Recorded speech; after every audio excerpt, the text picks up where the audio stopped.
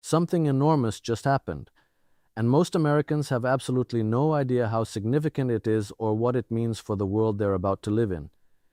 Canada, the country that shares the longest undefended border in the entire world with the United States, the country that has been one of America's most trusted, most dependable, most loyal friends for over a century, just walked into Beijing and signed a strategic partnership with China. Not a quiet little trade memo, a full, historic, landmark partnership. With U.S. ties at their lowest point in modern history, Canada turned to one of the only countries with which it had even worse relations, China. Think about that for a moment. Think about the geometry of that sentence. Canada said, essentially, even our old adversary is now more predictable than our oldest neighbor. And they meant it. Canadian Prime Minister Mark Carney said Canada's relationship with China has become more predictable than its relationship with the United States. That statement alone should stop you cold. That is not a diplomatic pleasantry, that is a verdict. And what drove Canada to that verdict? One man, one administration, one set of choices that has managed to do what no geopolitical rival ever could: push America's closest friends into the arms of its primary competitor. This is the story you need to understand, because it's not just about Canada and China. It's about a structural shift in the global order that is going to define the next generation of American power, American prosperity, and American influence. And it's happening right now, whether Washington is paying attention or not. Let's slow down and really look at what happened here, because the details matter enormously and they reveal something much deeper than a trade deal.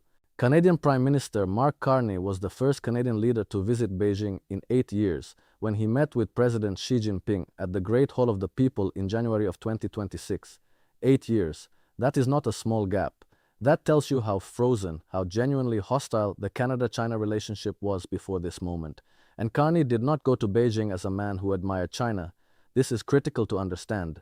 Just months earlier, during his own election campaign, Carney described China as the biggest threat facing the country. So here is a man who ran for office by warning Canadians about China, who then walked into Beijing, sat across from Xi Jinping, and announced a new strategic partnership. What happened between those two moments? What changed so dramatically that a prime minister reversed one of his core campaign positions within months of taking office? The answer is Donald Trump happened. Trump's tariffs happened. Trump's threats to annex Canada happened. Trump calling Canada the 51st state happened. And the world, observing all of this, began drawing its own conclusions about where American leadership was going. In January 2026, China and Canada signed a roadmap for economic and trade cooperation, described as the first high-level cooperation document in the history of their economic relations. First in history, not a revision of an old agreement, not an update to something that existed before, the first of its kind ever. You have to appreciate the historical weight of that. This is not incrementalism, this is a new chapter. And the terms of the deal are specific enough to show you this is not symbolic theater. Canada expects China to lower tariffs on Canadian canola seed to a combined rate of approximately 15% by March 2026, a significant drop from current combined tariff levels of approximately 85%. That is a canola seed market worth $4 billion. These are real numbers affecting real farmers, real businesses, real supply chains. Canada agreed to lower tariffs on Chinese electric vehicles from 100% to 6.1% within a quota of 49,000 Chinese vehicles, after having imposed them in line with U.S. policy in 2024. Read that slowly. Canada imposed those EV tariffs in lockstep with Washington, and now Canada is dismantling them, also without Washington. That is the pivot. That is the moment where ally started meaning something different. And it signals that the old assumption that Canada simply mirrors American trade policy toward China is no longer operative. Now here is where it gets really interesting, because the Trump administration's response to all of this was completely consistent with the behavior that caused the problem in the first place. Trump threatened Canada with a 100% tariff over its China trade deal, escalating a feud with Prime Minister Mark Carney. Think about the logic of that response. Your neighbor is diversifying away from you because your relationship has become threatening and unpredictable. Your response is to threaten them more. It is exactly the kind of move that confirms every fear that drove them to Beijing in the first place. And Trump went further. He wrote on Truth Social that China will eat Canada alive, completely devour it, including the destruction of their businesses, social fabric, and general way of life. This is the language of a man who genuinely does not understand what is happening.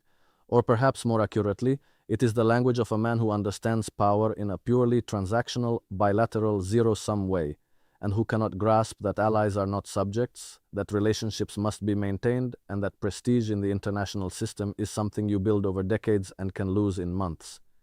Carney described Canada's relationship with China as a strategic partnership which sets us up well for the New World Order. He did not mention Trump by name. He did not need to.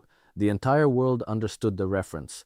The New World Order he was describing is precisely the one being created by American unpredictability, a world in which countries that used to rely on Washington as the anchor of their economic and security architecture are now quietly, methodically, urgently building alternative structures.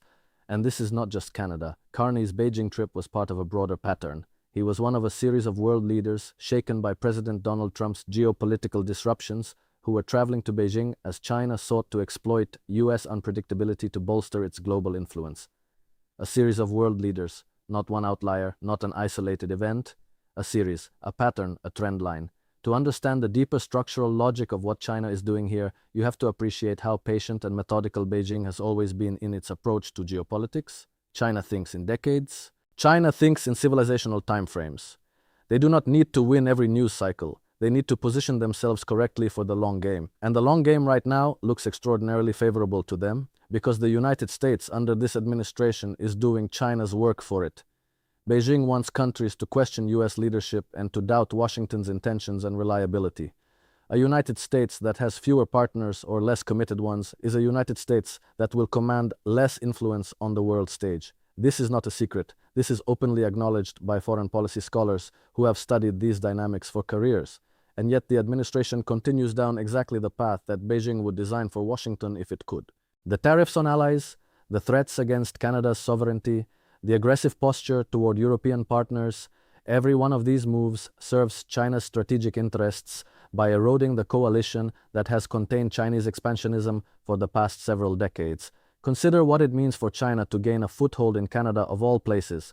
Canada set an ambitious goal to increase exports to China by 50% by 2030, and Prime Minister Carney and President Xi discussed increasing two-way investment in clean energy and technology, agri-food, wood products, and other sectors. Two-way investment, that is the phrase that should make strategic analysts sit up straight. Investment flows create dependency, they create political constituencies, they create relationships that are very difficult to reverse. When Chinese capital is embedded in Canadian clean energy infrastructure, when Chinese joint ventures are operating in Canadian auto manufacturing, when Canadian farmers are structurally dependent on the Chinese market for their canola, the relationship becomes self-reinforcing. It develops its own gravitational field, and reversing it becomes progressively more costly, more disruptive, and more politically difficult. That is how China thinks about economic relationships, not as transactions, as architecture. Global confidence in U.S. leadership has plummeted, with many nations expressing low confidence in Trump's leadership of world affairs, according to a 2025 Pew Research Center study. And here is the thing about confidence. Once it erodes to a certain level, the erosion becomes self-fulfilling. Countries stop factoring American reliability into their planning. They stop waiting for Washington to lead. They start building the alternative structures now because they have learned they cannot count on the old ones. And when enough countries do that simultaneously, the world genuinely reorganizes. Not metaphorically, structurally. The institutional architecture that the United States built after World War II, the alliances, the trade frameworks, the multilateral institutions, the network of relationships that projected American power globally, that architecture depends entirely on trust. Trust that America will be there. Trust that America's commitments mean something. Trust that you do not have to build a backup plan just in case Washington decides to treat you like an adversary. U.S. allies remain far warier of China than the United States overall, but their views of the United States are deteriorating much faster than their views of China. This asymmetry raises questions about the administration's claim that America is respected again and complicates Washington's ability to coordinate with allies and partners to advance U.S. security and economic interests. That asymmetry is the key data point that most mainstream coverage misses entirely. It is not that the world has suddenly decided to love China. It has not. Countries still have deep anxieties about Chinese intentions, about Chinese military buildup, about Chinese behavior in the South China Sea, about Chinese economic coercion, but they are recalculating the risk balance. They are asking, what is the cost of aligning with Washington versus the cost of hedging toward Beijing? And right now, because of the way this administration conducts itself, the cost of aligning with Washington keeps going up, while the cost of maintaining some distance from it keeps going down. That is a dangerous inflection point.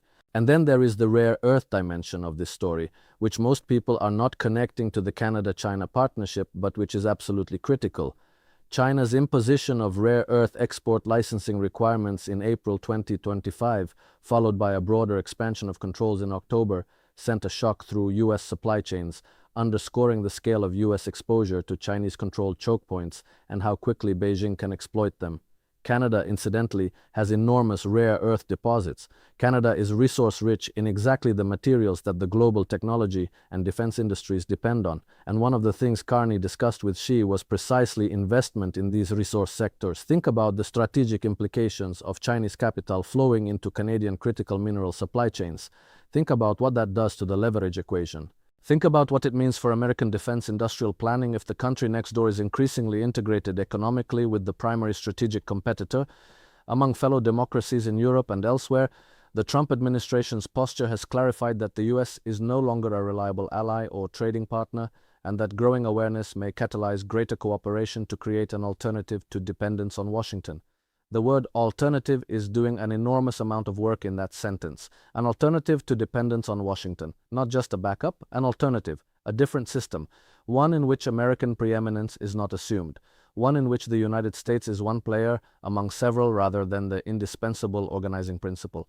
That is the world that is being built right now, in real time, as a direct consequence of how this administration has chosen to treat its friends. What makes this moment so historically significant is that it represents a convergence of several trends that have been building for years but are now accelerating together. You have China's patient, long-term strategy of positioning itself as a stable, reliable partner to any country that feels mistreated by Washington. You have a US administration that is simultaneously antagonizing its traditional allies with tariffs, territorial threats, and diplomatic insults. You have middle powers like Canada that are economically sophisticated and politically capable enough to actually execute a strategic pivot. And you have a global economic environment shaped by supply chain disruption, the energy transition, and digital competition that is creating new pressure to form new alignments. All of these forces are pushing in the same direction, and the Canada-China partnership is one of the clearest expressions yet of where they are pushing. Although Carney did not mention Donald Trump by name, he made clear that Canada's decision to diversify its trade and foreign policy toward China was prompted by the shift in US policy. That diplomatic language, that careful refusal to name the cause while making the cause completely legible, is itself a form of communication. It is Carney telling the world, we are not doing this because we chose China. We are doing this because America gave us no choice. And the world is reading that message clearly. And other governments are taking notes.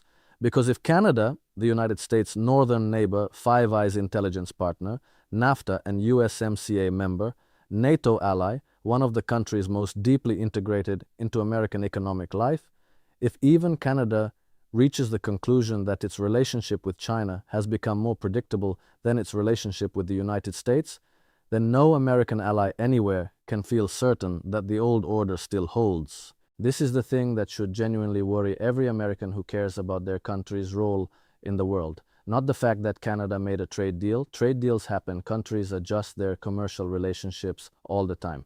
What should worry you is the underlying logic that drove Canada to this deal. The conclusion that Washington under this administration is less predictable, less trustworthy, and less reliable than Beijing. Because once that conclusion spreads, once enough countries internalize it and act on it, the United States finds itself in a qualitatively different world. A world where American power still exists, but American leadership does not. A world where Washington can threaten and coerce but cannot organize and inspire. A world where the rules-based international order that American statecraft spent 80 years constructing continues to erode from within, not because of enemy action, but because of self-inflicted damage. And the tragedy is that it did not have to be this way. It was a choice. It is still a choice being made every day by this administration. And the consequences are compounding in ways that will be very difficult and very expensive to reverse.